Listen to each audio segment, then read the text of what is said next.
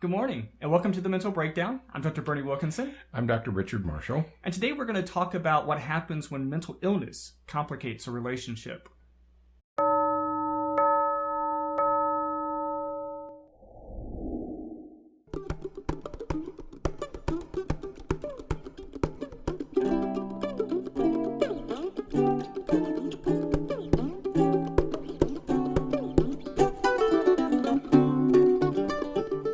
Over the last couple of weeks, we have been really focused on relationships and how to have healthy relationships and what happens when relationships aren't as healthy as they otherwise could or should be. Mm-hmm.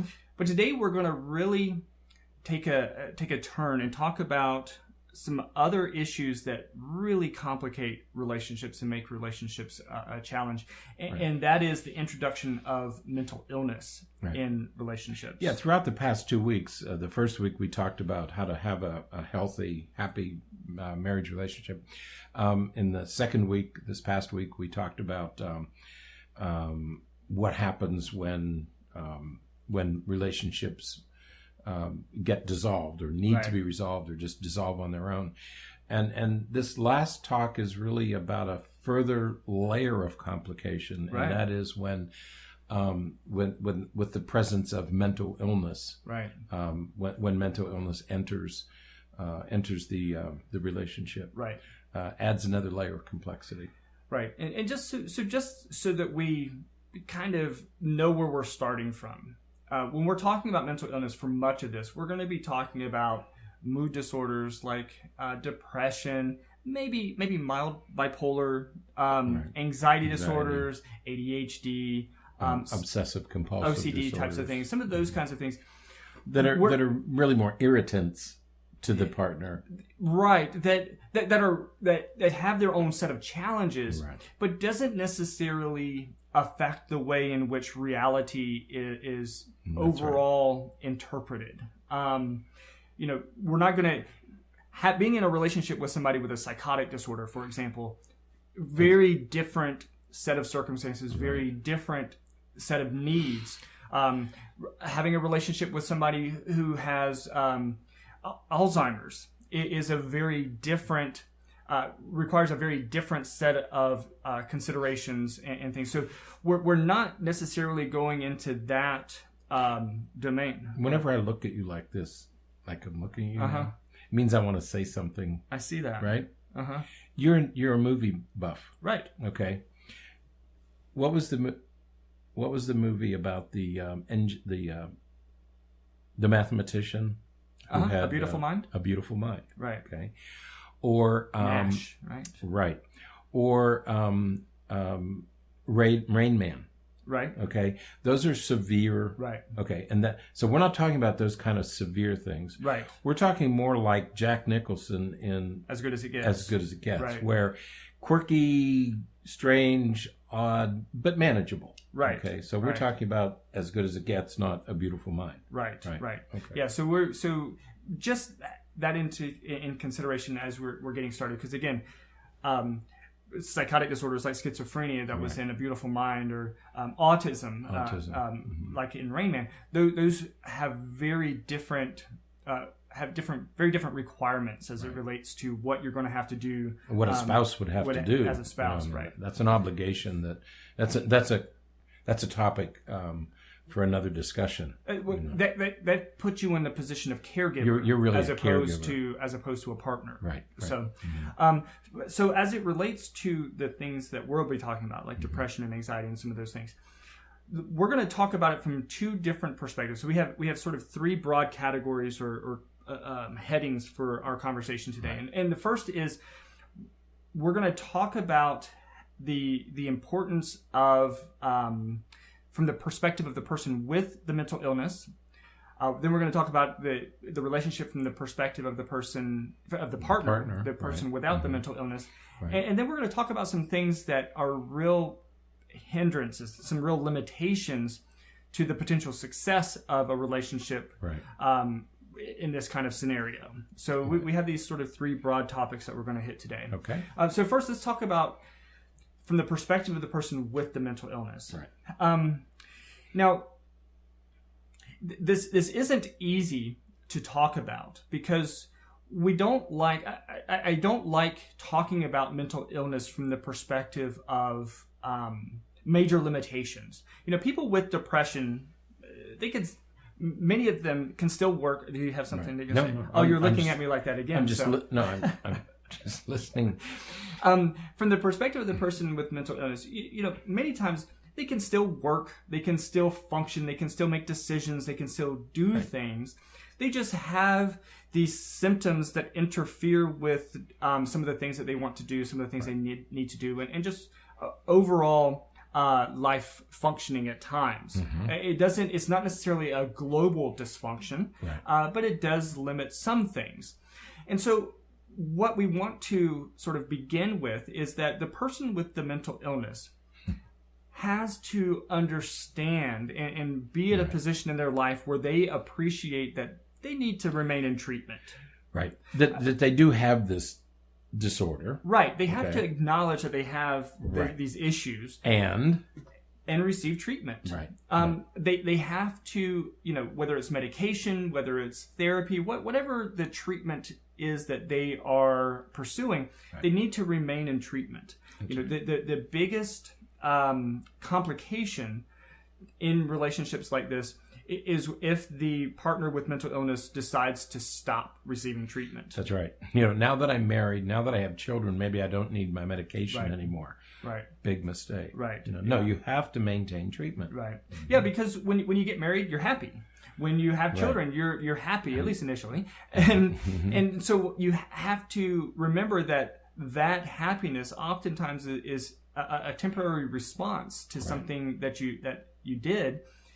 And life will go back to what it was, and sometimes with more stress. Mm-hmm. And so deciding to end treatment because you've had some wonderful life experience is not a very healthy thing to do. Right. So the person with mental, you have to remain in treatment. Mm-hmm. Mm-hmm. Second, you have to make sure that you inform your partner. Right.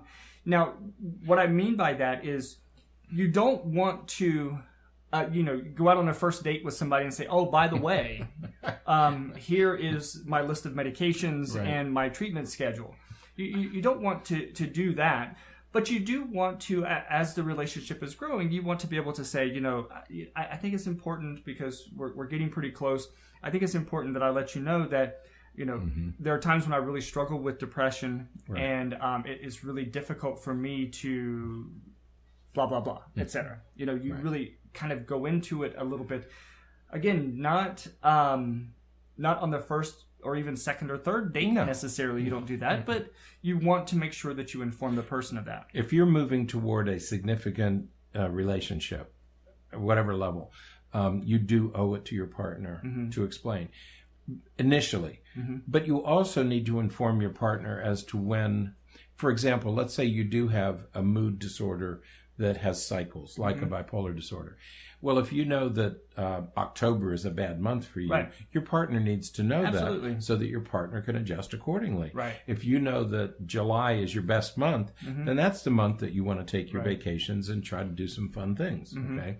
So, you have to inform the partner twice, once initially, but once on a regular basis. Right. Now, when we started this out, we said we were talking about mood disorders and anxiety and things like that. But there are times we used to have a diagnosis, and unfortunately, we don't have this diagnosis technically anymore, but a diagnosis called Asperger's. Right. And Asperger's now is sort of incorporated in the autism spectrum disorders. But many people with Asperger's function relatively well. They can communicate with other people. They can interact with other people. They work and function relatively well. But when it comes to relationships, they really have a difficult time. Right. And it's important, this point of informing the partner is sometimes really imperative early in the relationship for those who have some of those social limitations. Right. That's the main thing that people with Asperger's and what we'll just call high-functioning autism, that's really the area that those individuals struggle because it's an impairment of social interactions. And so they're in a scenario where they don't understand some of the social cues. They don't maybe have they have some difficulty appreciating how to respond to things that are happening socially. Mm-hmm. And so it's important that they say, hey, look, or maybe early in the relationship say, sometimes I have a little bit of a hard time understanding some of these social nuances. So I may say things that that you don't expect, or that right. Some people see as unusual, but I can't help it. If you tell me that I'm doing that, then I know how to fix it, right. Because I'm in treatment and I'm mm-hmm. getting some support with that. But it really helps me if you let me know that that's happening, right. So that I can correct it and change it. Right. So mm-hmm. so it's really important that you inform the partner them informed. That. Right. Right. Mm-hmm. And going along with what you said, the third piece is identifying your triggers. That's right. Identifying things that set you off, right. so that your partner can identify those triggers, and B, so that you can make sure that you work to avoid those triggers. That's right. I was thinking about a couple that I'm working with them now, and the husband has pretty significant ADHD, mm-hmm. adult ADHD, and takes medication, does fine at work, but guess what? Wears off. When he gets home at night, he's got untreated ADHD, yeah. and he makes his wife crazy. She said, he makes me crazy at night because, and we have to keep reminding ourselves he has ADHD. Right. The medication wears off, and he's going to display some of those symptoms right. that he doesn't display. It's not that he likes being at work more than he likes being at home. It's that the medication is worn off. Right. Okay. Right. So one of the triggers is when the medication wears off, we have to go into a different mode. Right. Mm-hmm. And it should make sense, because if you have, let's say that you have an allergy to shellfish, yeah, right. and your partner says, well, hey, let's go to the seafood restaurant and eat. You would probably tell them, hey, I have this allergy. Right. That's a trigger for my allergic reaction. Right. You'd want to do the same thing for mental health issues. Right. I really don't like to do that, or if I do that, it really affects me, and so I really need to avoid doing those kinds of things. Yeah. Let's do this instead, and then offer an option. I know a fellow who cannot get on an elevator. Mm-hmm. Right. Well, then don't stay at the 34th floor right. of the hotel.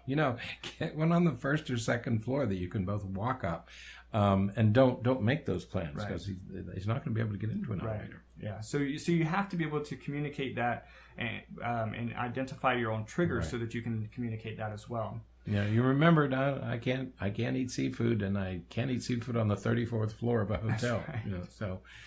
Identify the triggers and work with those. Right. Okay. Now, the fourth thing is, as the person with the mental illness, you want to avoid using the mental health issue right. as an excuse for decisions or things that happen. It may go over okay the first time or two, but it really... partners really struggle with the idea of, well, I can't help it, it's because of my mental illness. That does not work very well in most relationships. You can't just use that as a way to I don't want to use the excuse, but it really is, using it as a rationale, or saying, right. I can't help it, it's my mental illness. Teenagers do that all the time. Right. Preteens and teenagers. I can't help it, I have ADHD. I can't help it, I have bipolar disorder. No, that's not. No, you don't get a buy. Right. We all know that, but there are treatments and there are things right. that we need to be doing. Absolutely. So no, you're not going to get a buy on this one. Right. It means we have to work a little bit harder. Right. But we're not going to give you an excuse. And it's not to say that it wasn't because of the mental health issue, because it could be. Mm-hmm. But you can say, I'm sorry, I did that, and I don't have an explanation or excuse why, but let me work to fix it. And all week long we've been talking about solving problems. Right. How do we solve our problems? So, if you're I have ADHD, so I can't. No, you have ADHD, so how are we going to solve this right. problem that occurs at 8 o'clock right. at night? We have to create some structure That's to prevent right. that from happening. Exactly. Absolutely. Mm-hmm. Mm-hmm.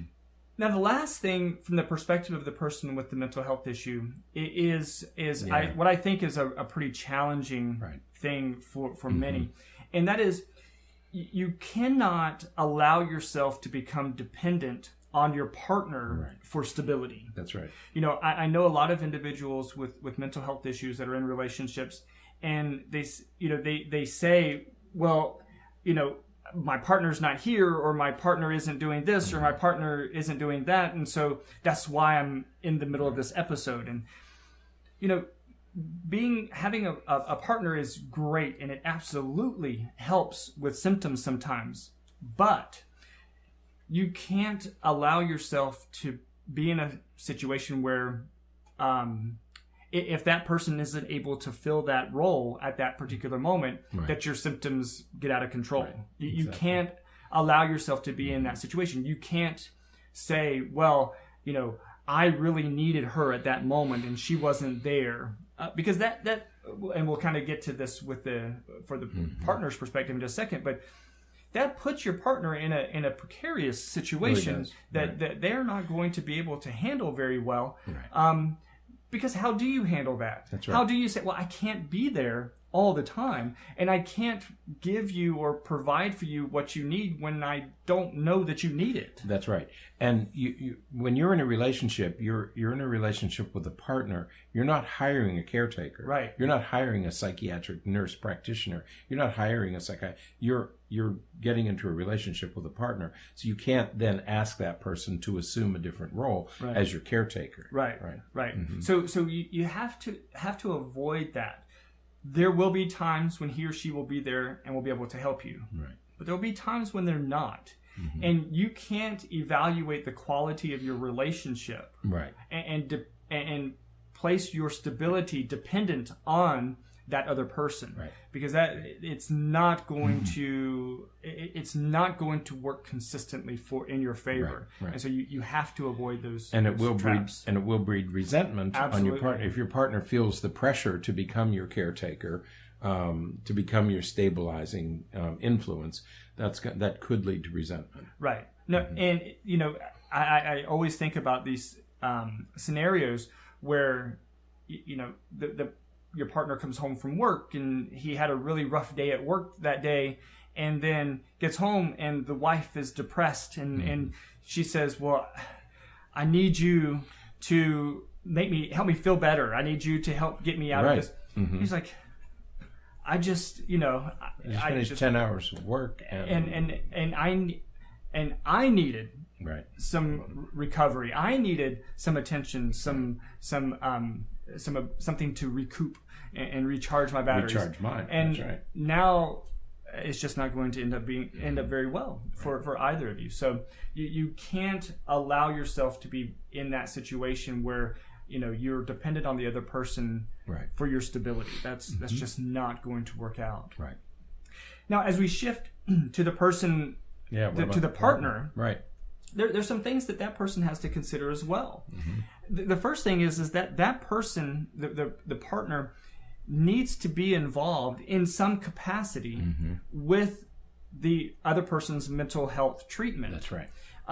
So if your partner has depression or bipolar or anxiety or something, you need to be involved in some way to provide some input to the therapist or to provide some other perspective to the treatment. Input and insight.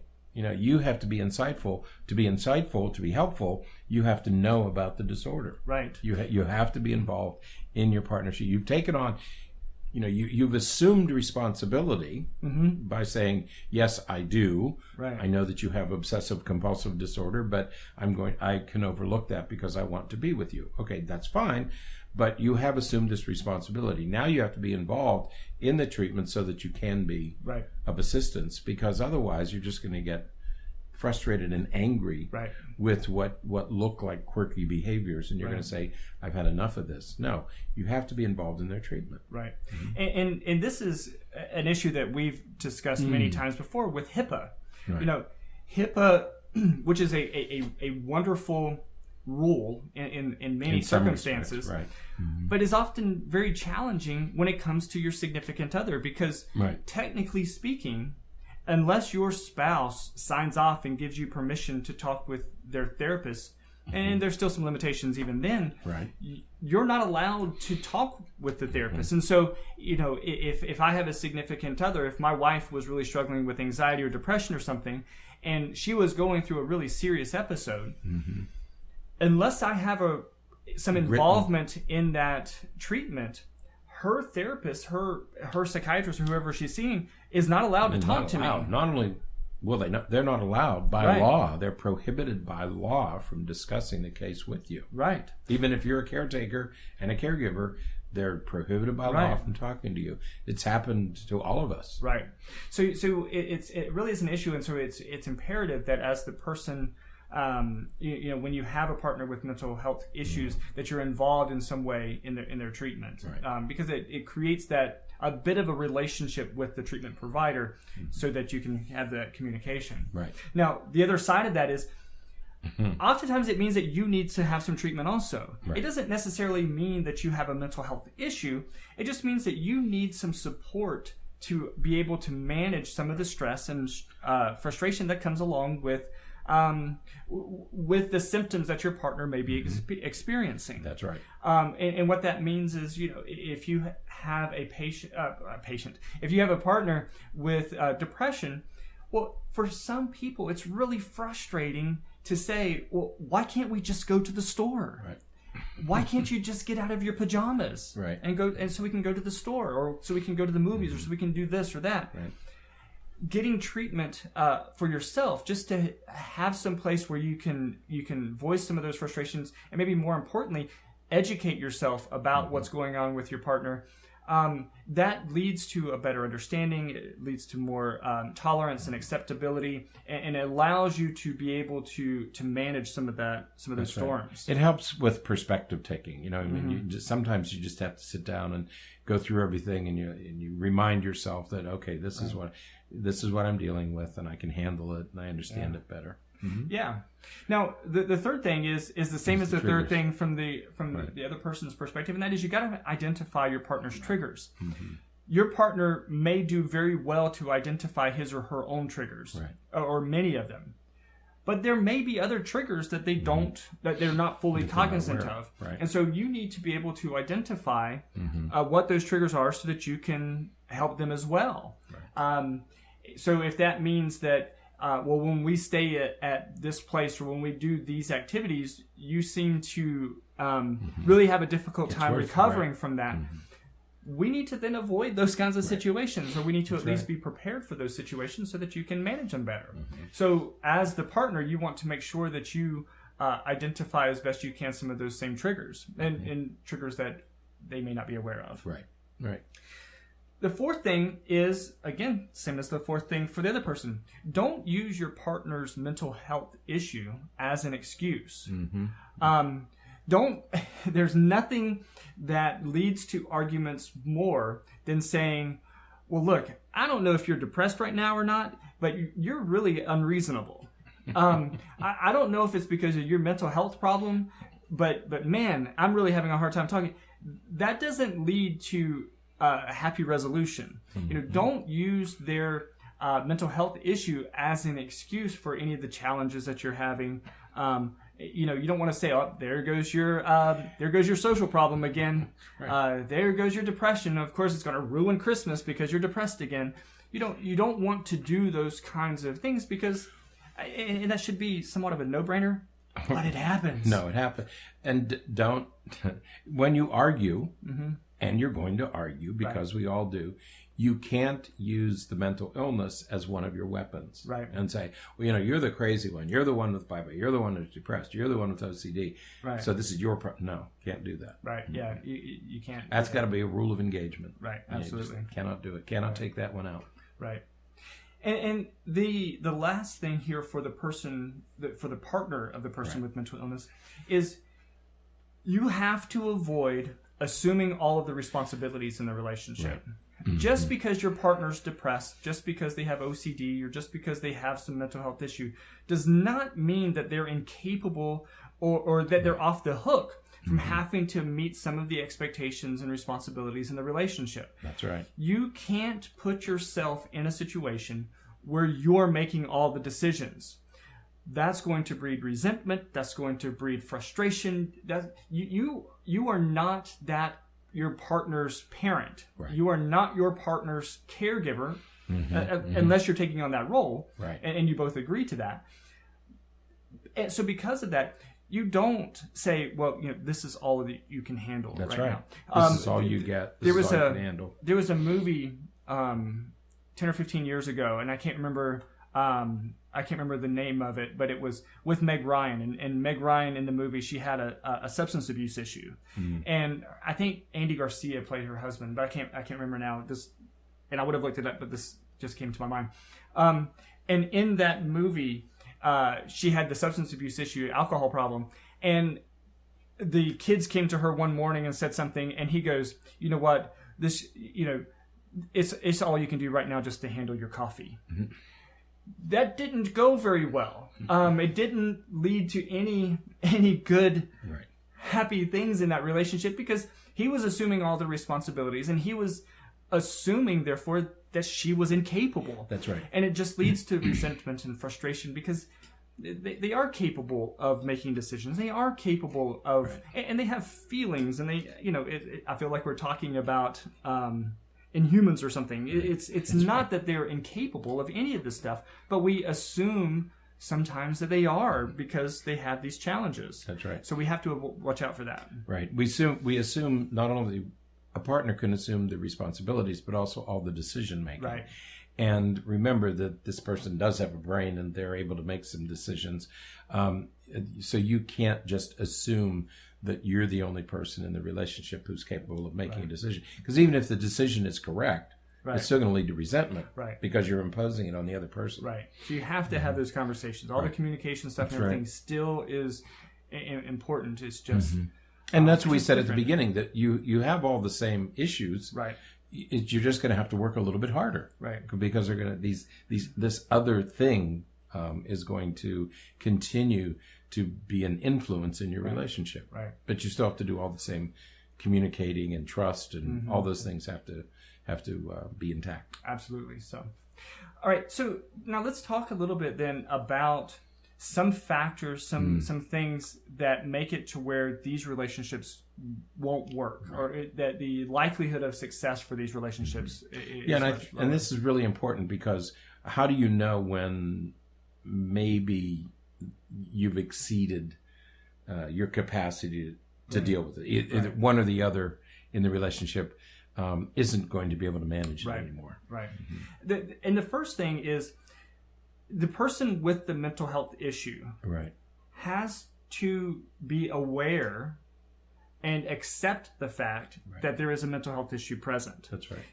It's that insight, that awareness, that accepting of the presence of the mental health issue is imperative. Because if you have OCD, and that's a good example. You adamantly refuse to admit that you have OCD, but yet you are getting at your partner every time he puts the dishes in the wrong place, or a drawer isn't closed, or a door isn't shut. If you're getting at your partner every time something that he or she may view as insignificant, and you're getting at him about those things every time, that's not going to go very well. It's just not going to lead to a relationship that's going to be able to grow and in a healthy way, because there's going to, again, just be lots of arguments that are unresolvable. There's no way to resolve that. Or an official diagnosis hasn't been made, but all the symptoms are there, and you say, honey, this feels like it's a little, this is really abnormal behavior now, what you're doing. And the partner just refuses to acknowledge and just say, well, you're crazy. You don't know what you're talking about. Don't try to die.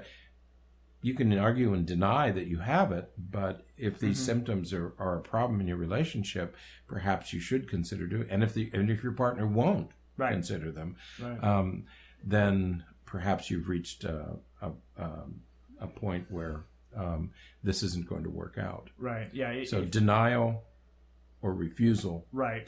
Right. Yeah. If the person, the person with the mental health issue has to have some insight and awareness of their mental health. I mean, it goes back to the first thing that we said that the person with mental illness has to do, and that is remain in treatment. You have to be receiving treatment for it to be successful. And if the person is unaware or refuses to accept that there's a mental health concern present, well, then it's not going to get treatment, and it leads to other problems. So the second thing is that is if the person is treatment resistant. So you may know that we have lots of people that we know who have mental health issues, accept the fact that they have mental health issues, but refuse treatment. Right. They say, "Oh yeah, no, I know I'm depressed, but no, I'm not going to, I don't go talk to anybody about it, or I'm not going to get any medication, or I'm not going to do anything about it." And that introduces another set of issues because, if we think about it from the partner's perspective, here we are a person who accepts the fact that they have an issue, accepts the fact that they have a problem, but refuses to do anything about it. Right. Yes, I know that I have obsessive compulsive disorder, but I'm not going to take medication. And I know that it makes me yell at you when you don't close the drawer the right way, or you don't do this and don't do that, but I'm not going to pursue treatment. I'm not going to do anything about it. I'm not going to fix this, no, regardless of the consequences. Right. Yeah. You just need to make sure that you do this or you do that. And that's right. Again, it doesn't bode well for the relationship. Yep. Now, the final thing shifts and becomes the aspect from the partner's perspective, and that is these relationships are not going to work well if the partner is unable to adjust. Right. If I know that my partner is allergic to shellfish and I put shrimp in everything that I cook, well, that's not going to go well. If you know that your partner has these particular triggers, but it doesn't matter to you because that's the way that you want to do it, right, it's not going to be very effective. It's not going to help things, and it's certainly not going to lead to a positive relationship. Nope. So you have to, as the partner, you have to be willing to adjust and shift and make concessions and understand, again, that sort of that insight and that self-education about what's going on with your partner's mental health issues so that you can make decisions and you can do things that's better for them and better for the relationship. And if you're unable to do that, if you're unable, then that's when you step back and you say, okay, is this relationship one that I need to be in? That's right. If I can't do that, if I'm not willing or able, right, I might not be willing or I might not be able to make these adjustments, then perhaps this relationship, we shouldn't try to continue this relationship. Right. So, yeah. And that may not, it may suck for the person with the mental health issue. That person may say, no, I really want to make this work. But if you're not, in the long run, for your both of your stability and sanity and all that, the relationship probably shouldn't happen. Because I don't think it's going to get better. Right. If you reach that point, I don't think there's any reason to assume that, well, with time it will get better. I think with time it's probably going to get worse. Right. Now, the last thing that I want to mention is the importance of communication as it relates to decision making. When it comes to some of these issues, you may need to have a conversation with your significant other somewhat early in the relationship about some big decisions. For example, do you want to...